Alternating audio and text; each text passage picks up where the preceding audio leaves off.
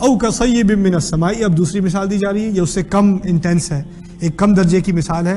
Hope فلی اس مثال سے جو لوگ اپنے آپ کو اس درجے میں محسوس کریں ان کے لیے پھر بھی کچھ امید ہے.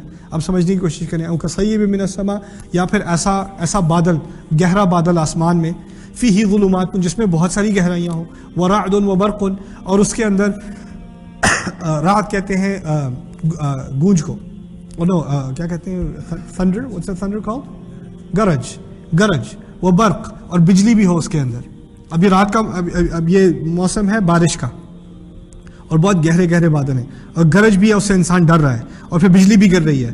یجعلون اصابعهم فی آذانهم من الصواعق حذر الموت، وہ اپنے کانوں کو، اپنے آنکھوں میں، اپنی انگلیوں کو اپنے کانوں میں ٹھونس کے، من الصواعق، اونچی گونج کی وجہ سے، بار بار جو کڑک ہوتی ہے آسمان میں، اس کی وجہ سے اپنی انگلیوں کو یہاں ٹھوس کے، حذر الموت، موت کے ڈر سے. اب مجھے بتائیے، اگر آپ کو موت کا ڈر ہے تو اگر آپ اپنی انگلیاں یہاں گھسا لیں تو اس سے کوئی بچے گا موت سے؟ نہیں. مقصد کیا ہے کہ یہ لوگ عقل استعمال نہیں کر رہے، اتنے ڈرے ہوئے ہیں کہ ان کی عقل بھی نہیں چل رہی ہے، الٹی سیدھی حرکتوں میں کریں. کہ انسان بالکل اس کا سر پھر جائے نا تو اس کو پتہ بھی چلتا میں کروں کیا، تو یہ بالکل پاگل انسان کی طرح بس اسی طرح بچ جاؤں. شاید ایسے نہیں بچنے والے. پہلے ابھی میں تصویر کھینچ دوں، پھر بتاؤں گا اس تصویر کا مقصد اور اس کی مراد کیا ہے انشاءاللہ. واللہ محیط بالکافرین، اور اللہ تعالیٰ کافروں کو پورے احاطے میں لیے ہوئے ہیں، ان کے ارد گرد ہے، اللہ تعالیٰ نے ان کو پورے گھیرے میں لیا ہوا ہے. دس از واللہ محیط بالکافرین. پہلے مثال پوری کر لیں. یکاد البرق یخطف ابصارہم، تقریباً ایسی بات ہے کہ بجلی ان کی آنکھوں کی روشنی لے جائے.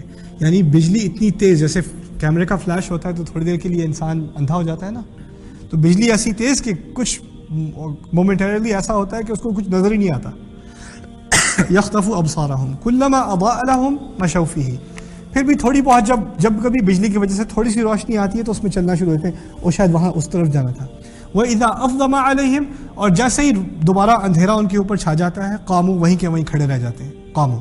وَلَوْ شَاءَ اللَّهُ لَذَهَبَ بِسَمْعِهِمْ وَأَبْصَارِهِمْ، اور اگر اللہ تعالیٰ چاہتا تو ان کا سننا اور ان کا دیکھنا ان سے لے لیتا، انہیں بھی اندھا کر دیتا، انہیں بھی بہرا کر دیتا. ان اللہ علی کل شیء قدیر، اللہ بے شک ہر چیز پر قادر ہے. یہ بات کیا کی جا رہی ہے؟ یہ بات کی جا رہی ہے کہ جب انسان مسلمان ہوتا ہے، رسول صلی اللہ علیہ وسلم کے زمانے میں جب مسلمان ہوئے، یہ مدینے کا دور ہے، آپ کو میں نے پہلے بتایا تھا. مدینے کے دور میں 6 مہینے بعد کیا آنے والا ہے؟ بدر کا مارکا.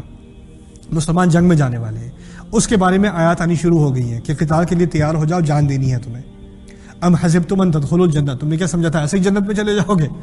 اس قسم کی آیات اب نازل آنی شروع ہو جائیں. اب یہ ایک آیت جو آتی ہے تو اس کو لگتا ہے ہر آیت کے ساتھ ایک گرج آئی ہے، ایک بجلی اتری ہے، کسی نہ کسی طرح میں کوئی موقع نکال کے یہاں سے بھاگ جاؤں. کبھی کبھی کوئی آیات رحمت کی آتی ہیں تو پھر قریب آ جاتا ہے، پھر بجلی پڑتی ہے، پھر بھاگتا ہے. یعنی وہ اپنے آپ کو کمٹ نہیں کر سکتا. پہلی بات آ رہی تھی پکے منافق کی، جس نے سب کچھ چھوڑ دیا، اب تو وہ واپس بھی نہیں آنے والا. یہ تو کم از کم تھوڑا سا تو چلتا ہے نا آگے، تھوڑی سی امید ہوتی ہے، تھوڑی سی ہمت بڑھتی ہے تو 1-2 قدم آگے چل دیتا ہے، پھر رک جاتا ہے، پھر تھوڑا چل دیتا ہے، پھر رک جاتا ہے. پھر جب ڈراؤنی والی آیات آتی ہیں تو پھر اپنی انگلیاں کان میں گھسا کے، اور انگلیاں کان میں گھسانے سے مراد کیا ہے؟ سننا نہیں چاہتا. اور یہ قرآن کی طرف بڑا خوبصورت اشارہ ہے، لا تسمعوا لهذا القرآن، اس قرآن کو مت سنو یار، بڑی ڈراؤنی باتیں ہیں، یہ باتیں مت کیا کرو.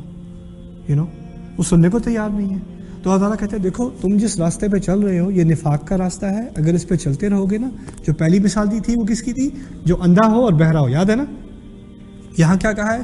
وَلَوْ شَاءَ اللَّهُ لَذَهَبَ بِسَمْعِهِمْ وَأَبْصَارِهِمْ، اگر خدا چاہتا تو تمہارا سننا بھی لے لیتا اور تمہاری آنکھیں بھی لے جاتا. تم اس قسم کے مت بنو کہ پوائنٹ آف نو ریٹرن، ایسی جگہ پہنچ جاؤ کہ واپسی کی کوئی امید نہ رہے. ابھی سدھر جاؤ، سیدھے ہو جاؤ، ابھی تھوڑی بہادری دکھاؤ. ایمان سے انسان کو بہادری آنی چاہیے، خدا کا خوف اور کسی اور چیز کا خوف نہ ہو. ان اللہ علی کل شیء قدیر، بے شک اللہ تعالیٰ تمام چیزوں پر قادر ہے.